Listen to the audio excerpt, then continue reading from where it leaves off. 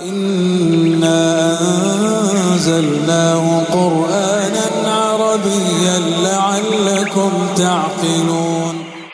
ومن أحسن قولا ممن دعا إلى الله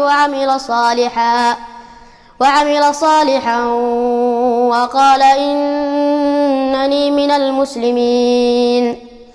ولا تستوي الحسنة ولا السيئة، ادفع بالتي هي أحسن، فإذا الذي بينك وبينه عداوة كأنه ولي حميم. وما يلقاها إلا الذين صبروا وما يلقاها إلا ذو حظ عظيم.